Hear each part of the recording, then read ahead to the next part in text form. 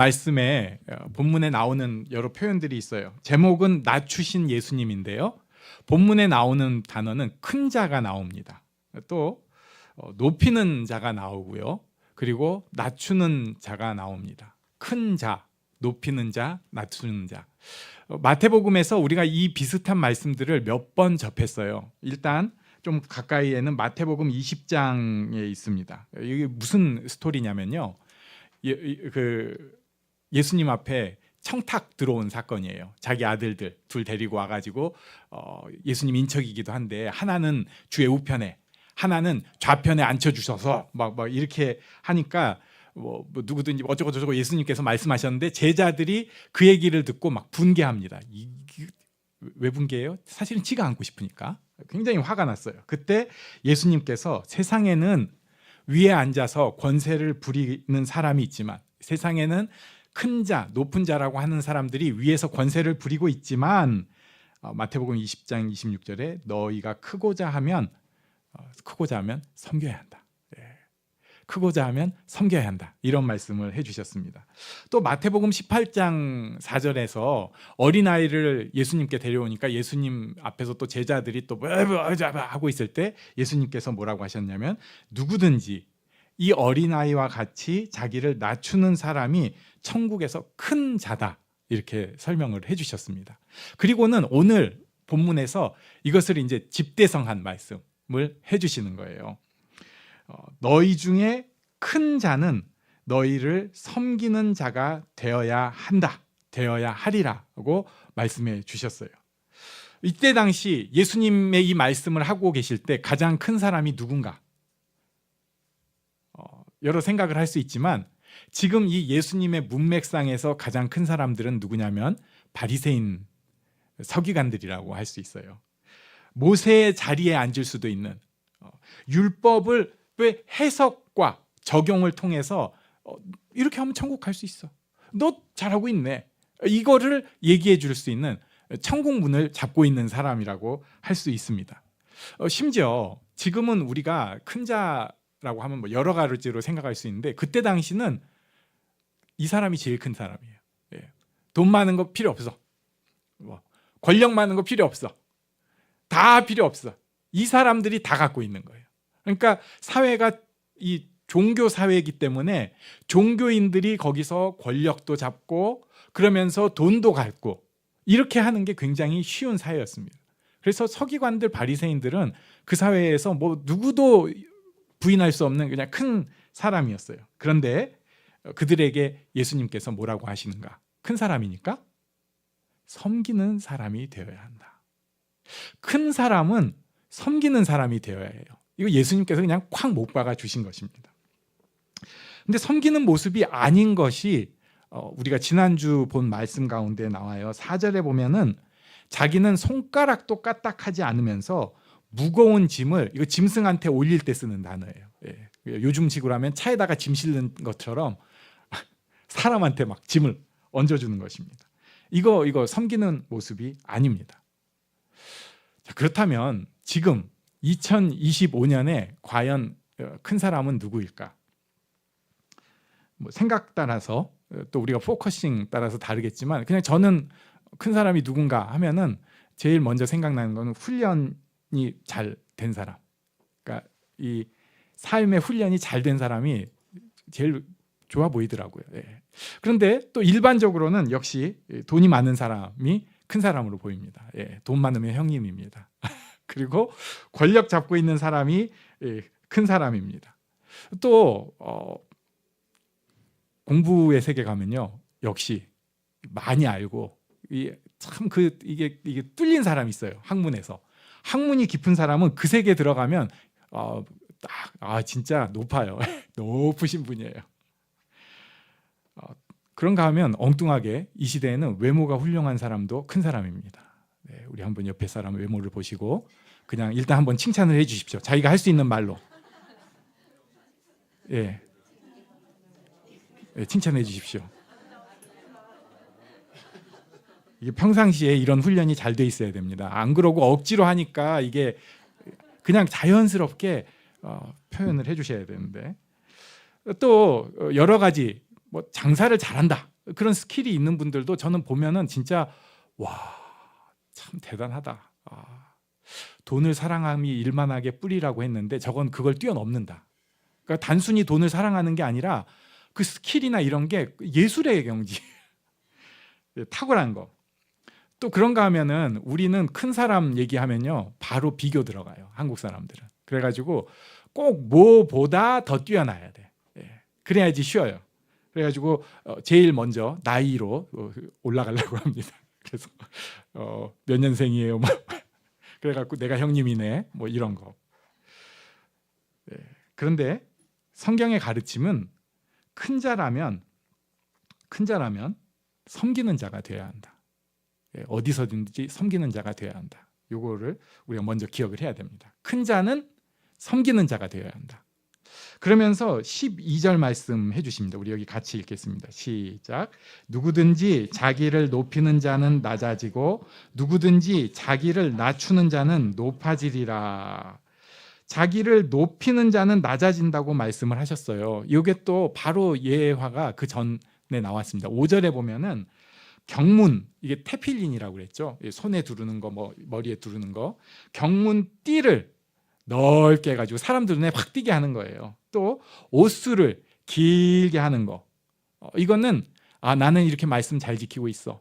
민수기 말씀, 신명기 말씀 다 내가 잘 지키고 있다고 사람들에게 인정받고 높아지려고 그렇게 눈에 띄게 하는 거예요.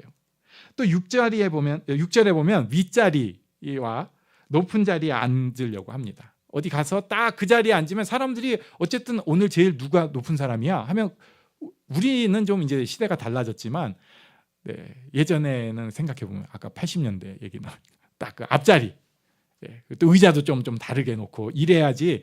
그러면 어디 가면은 거기부터 보는 거예요. 오늘 누구 오셨어? 뭐 이래 가면서 오늘 좀 포지션 있는 모임이구나. 뭐 이런 느낌. 그런데 윗자리 높은 자리에 자꾸 앉으려고 하고 시장에서 문안 받으려고 하고 랍비라고 불리우려고 하고 이거는 사람들 이 생각 속에서까지 자기가 높아지고 싶은 거예요. 단순히 눈에 보이는 정도가 아니라 이제는 그들의 생각 속에서까지 높아지고 싶어 합니다. 그런데 예수님이 그런 모습을 보면서 그냥 확 찍어서 얘기해 주시는 거예요. 그런 사람 낮아진다. 높아지려고 하면 낮아진다. 이렇게 말씀해 주시는 거예요. 전 그냥 우리가 성경을 임의로 볼 때는 아멘 하고 보는데 가만 생각해 보니까 이게 맞나? 아니 높이려고 하면 웬만하면 높아져요. 좋은 차 비싼 차 한국에 있는 특별한 말 하차감 그거 왜 하차감이 뭐예요? 그 차에서 딱 문 닫고 뾱뾱 할 때 사람들이 딱 한 번 쳐다보면 폼 나네. 저 원래 그런 거 전혀 생각을 못했는데 저희 수영장에서는 이제 다 벗고 있잖아요. 오해하지 마시고 그냥 이렇게 몸으로 하잖아요. 물론 여자분들은 그 와중에도 굉장히 패셔너블 하는데 저는 아직도 수영만 열심히 하느라고 눈이 안 떠져가지고 막 뭐 달라진 거 없어요. 제일 힘들어요. 아이고 이게 무슨 소리야? 뭐 수영복 모자 그 빨간 모자 있잖아요. 아니 모자가 색깔이 보이나 그게? 나 지금 정신이 하나도 없는데. 그런데 그러다가 어떤 분이 지하 주차장에서 차를 뾱뾱 하는데 아주 웅장하고 크더라고요. 그러니까 요게 그 하차감이구나. 나는 승차감이네. 탈 때 봤으니까. 높아지잖아요. 그 사람이 이제 수영장에서 볼 때 저도 좀 달리 보일 거 아니에요. 저 사람 되게 허부적파였는데 그래도 좀 열심히 산 사람이구나. 이게 높아지는 거 아니에요? 또 외모도 그렇죠. 옷 입는 것도 그렇습니다. 요즘 시대에 막 비싸 보이고 이런 건 조금 덜 폼나고 센스 있어야죠. 그 별거 아닌데도 센스 있게. 그리고 좀 표현이 이것도 사실 좀 그런데 귀티나 보이고 있어 보이는 거죠. 이런 사람들 확실히 높아 보이지 않나요? 교회 오는데 그냥 편히 오는 사람보다는 다 뭐 하나 있는데 이렇게 그럴 듯해 보일 수 있잖아요. 그런데 예수님이 그냥 딱 말씀해 주세요. 높아지려는 사람 낮아진다.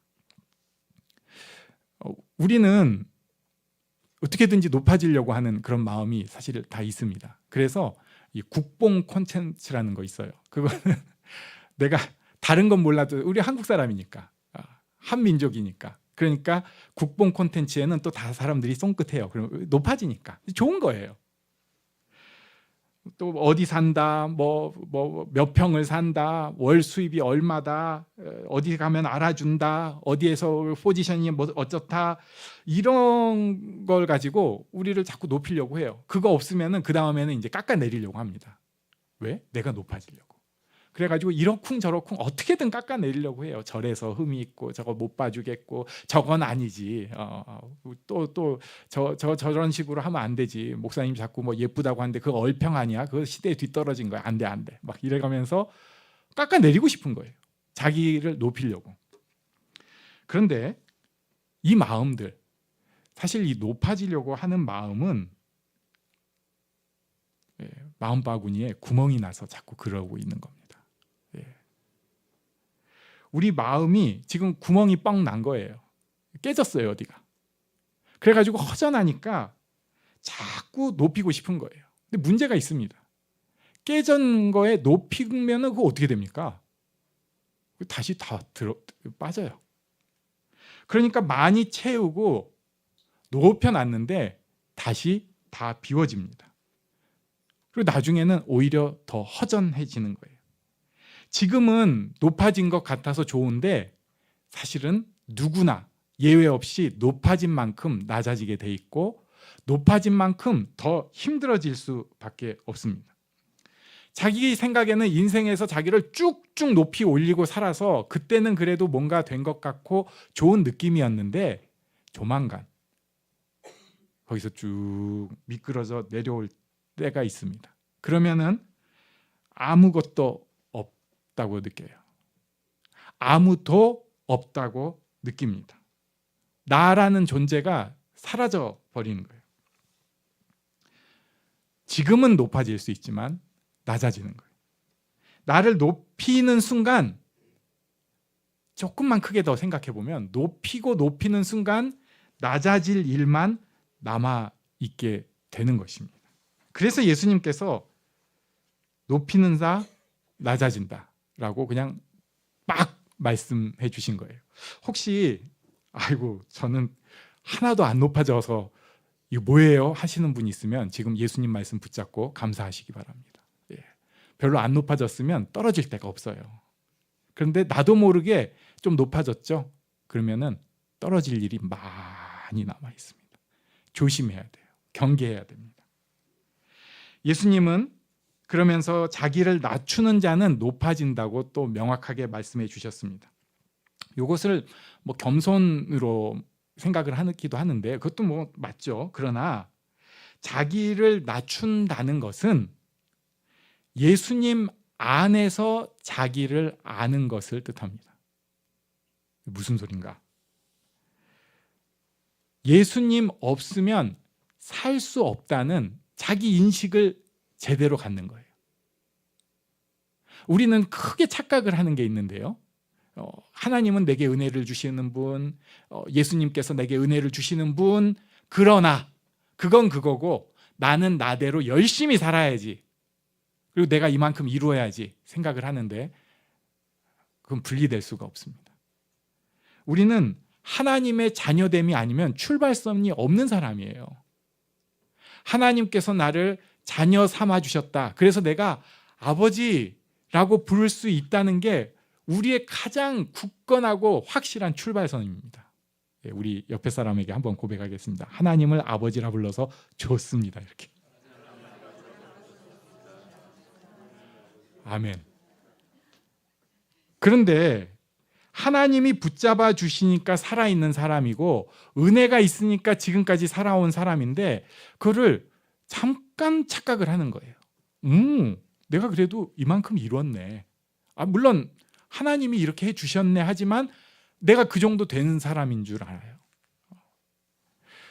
제가 이제 강의도 가고 막 해가지고 은근히 자랑을 합니다. 우리 교회 꽤 괜찮은 교회다. 그러면서 우리 주일학교 지금 꽤 괜찮다. 아닌 척하는 거죠. 아니 뭐 저희도 요새 뭐 좀 별로 안 모이는데요. 열 하면 벌써 사람들이 그래? 어른이 몇 명인데 뭐 몇 명 안 돼요. 그러고 넘어갑니다. 그러면서 저도 모르게 이런 생각을 했어요. 아, 우리 선생님들 꽤 탁월하구나.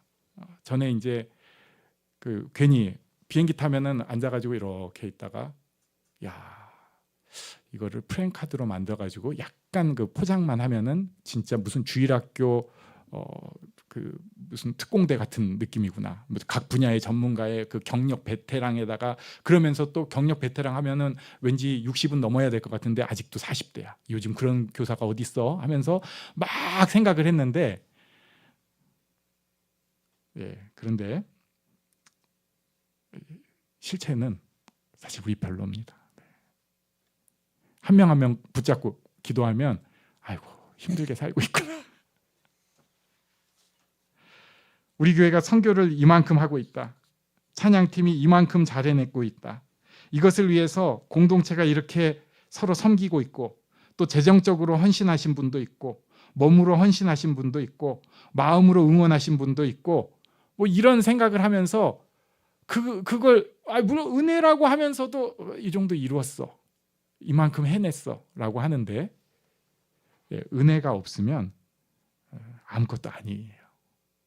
가장 크고 중요한 일은 하나님께서 우리에게 은혜를 부어주셔서 그 일을 하게 하신 것입니다. 가정에서 내 위치, 은혜가 아니면 무너집니다. 아무것도 아니에요. 그래도 내가 우리 집에서 이 정도 은혜 없으면 다 꽝입니다.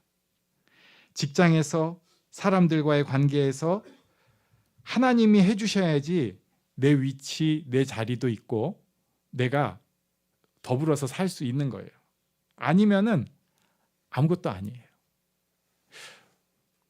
아이고 뭐 그냥 하나님 떠나서도 좀 살 수 있지 뭐. 아이고 굳이 그걸 그렇게 거기까지 하나님을 끼어들여 가지고 그냥 열심히 살고 지혜롭게 살고 이러면 되는 거 아니야? 되죠. 그런데 지나가다 보면 어느새 nothing이 되어 있는 자기를 찾을 수밖에 없습니다. 근데 문제가 또 있습니다. 이런 낮춤에 대해서 설교를 하다 보면은 오해가 두 가지가 있어요. 첫 번째 오해는 낮춤을 자기 파괴로 착각하는 거예요. 자기 비난으로 착각하는 거예요. 외부에서 들려온 어렸을 때 혹시 아니면 지나갈 때 누군가로부터 들은 그 저주의 이야기를 마귀가 막 이렇게 활용하는데 그것을 낮춤이랑 혼동해가지고 그래 난 그런 존재야. 난 그것도 못해. 난 다 하는데 난 못해. 이런 식으로 자기를 바닥에다가 깔아 뭉개면서 그것을 낮춤이랑 헷갈리는 것입니다. 이건 우리가 꼭 기억을 해야 돼요. 로마서 1장 8절 말씀, 8장 1절 말씀. 우리 같이 읽겠습니다. 시작. 그러므로 이제 그리스도 예수 안에 있는 자에게는 결코 정죄함이 없나니. 정죄는 낮춤이 아니에요. 자기 비난은 낮춤이 아닙니다. 사실은 이 정죄나 자기 비난은 자기 연민 속에 자기를 높이는 행동이에요. 자기 속에 파고든 오히려 자기를 낮추는 게 아니라 높이고 있는 거예요. 또 오해가 있습니다. 이게 제가 이번 주에 들은 말인데 사람은 배운 대로 사는 게 아니라 편한 대로 산다라고 하는데 제가 이 말을 어느 목사님한테 듣고 집에 오면서 너무 그러네. 딱 내 얘기네. 우리는 이렇게 배웠잖아요. 그러면은 그대로 하면 되는데 그 꼼수로 어떻게든지 좀 다르게 해보려고. 남들이랑 어울리는 게 사실 어렵습니다.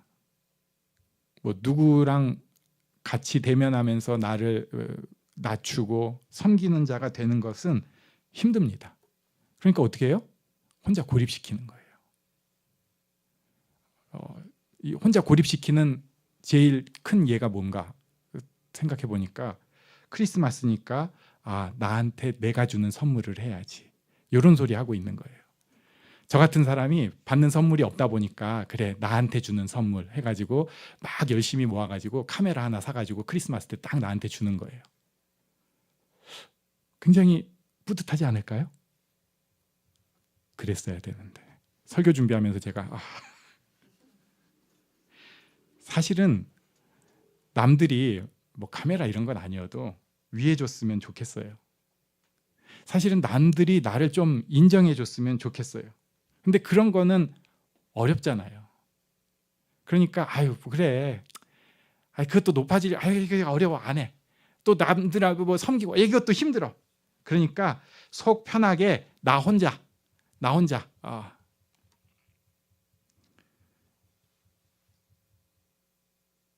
배운 대로 섬기는 삶, 낮추는 삶이 아니라 좀 더 편안한 길로 보이는 혼자 있는 삶을 추구하는 것입니다. 그러나 사도 바울이 계속 설명하는 게 있어요. 서로 화목해라, 섬겨라. 전 제일 힘든 말이 권면해라예요. 진짜. 그냥 지나갔는데 가만 생각해 보니까 권면하라가 제일 듣기가 힘든 것 같아요. 그 문제 있는 사람한테 권면을 하라는 거잖아요. 듣지도 않는데 권면하라고. 그리고 마지막에 뭐 거룩한 입맞춤으로 인사하고 혼자 있으면 아무 필요 없는 얘기를 사도 바울이 이렇게 계속 공동체를 향해서 하고 있습니다. 우리가 공동체 때문에 사실은 살아있는 거예요. 네. 그 부딪힘 때문에 내가 하나님 앞에 훈련도 받고 하나님 앞에 나를 볼 수가 있습니다. 혼자 있으면 내가 누군지도 몰라요. 혼자서 성경 보는 사람은 예수님 다 된 줄 알아요. 그런데 같이 사니까 아직 멀었구나. 이게 진짜 힘든 거구나. 씨름하고 기도하고 매달리고 은혜를 찾게 되는 것입니다. 예수님은 우리에게 모범이 되셨습니다. 빌립보서 2장 6절부터 8절까지 우리 같이 읽습니다. 시작. 그는 근본 하나님의 본체시나 하나님과 동등됨을 취할 것으로 여기지 아니하시고 오히려 자기를 비워 종의 형체를 가지사 사람들과 같이 되셨고 사람의 모양으로 나타나사 자기를 낮추시고 죽기까지 복종하셨으니 곧 십자가에 죽으심이라. 아멘. 마땅히 취할 것을 취하지 않고 사람의 모양으로 나타나서 자기를 낮추시고 죽기까지 복종하셨습니다. 예수님의 이 모습, 예수님이 크게 희생하신 모습을 우리가 기뻐하는 날이 성탄 주일입니다. 예수님 탄생에 대해서는 마태복음과 누가복음에 나옵니다. 다른 성경에는 마땅히 그렇게 잘 나오진 않아요. 마태복음과 누가복음에 나오는데 마태복음에서는 헤로드 왕, 좀 왕이랑 놀아요. 그리고 동방 박사들 이런 사람들이 주로 등장합니다. 그런데 누가복음에서는 거할 곳이 없는, 출산할 곳이 없는 안타까운 처지의 산모가 나옵니다. 마리아예요. 네. 또 그 상황 가운데서 태어나셔서 어디 마땅히 좋은 곳이 아니라 구유에 누이신 예수님이 나타납니다. 그래서 사회에서 인정받는 왕이나 또는 종교 지도자들이나 또 성경에 있는 대로 박사, 동방의 박사들이 아니라 누가복음에는 우리 일상에서 보는, 어떻게 보면은 좀 표현이 그런데 만만한 목자들이 나타납니다. 누가복음 2장 8절에 보면은 그 지역의 목자들이 밤에 밖에서 자기 양떼를 지키더니 주의 사자가 곁에 서고 주의 영광이 그들을 두루 비춤해 크게 무서워하는지라 하면서 예수님 탄생 소식을 그 다음에 막 설명을 해줘요. 구에 누인 아기를 보리니 막 해줍니다. 그때 13절과 14절 누가복음 2장 13절 14절에 귀한 모습이 나오는데 우리 한번 같이 읽겠습니다. 시작. 호련히 수많은 천군이 그 천사들과 함께 하나님을 찬송하여 이르되 지극히 높은 곳에서는 하나님께 영광이요 땅에서는 하나님의 기뻐하신 사람들 중에 평화로다 하니라. 아멘. 예, 천사들의 찬송을 들은 사람이 몇 있어요. 근데 이렇게 실 생활에서 제대로 들은 거는 여기입니다. 물론 요한계시록의 그 환상의 그 찬양도 너무나 귀하죠. 사도 바울도 그 높은 곳에 가서 그 은혜를 누렸을 거라고 봐요. 또 구약 성경에서도 여러 사람들이 하나님의 위엄 가운데에서 깜짝 놀라 뒤집어지는 경우들도 있었지만 양치다가 들판에서 아무것도 아닌 사람들이 수많은 천군이 그 천사들과 함께 하나님을 찬송하는 것을 눈으로 본 거예요. 너무 멋진 찬양들이 있습니다. 그 찬양 보면 막 전율이 돋고요. 야, 여기 있는 게 진짜 감사하다. 이 찬양 한 번 들어서 내 인생이 정말 아멘 감사합니다. 그런데 낮은 곳에 가장 높은 하늘의 찬양이 울려 퍼졌습니다.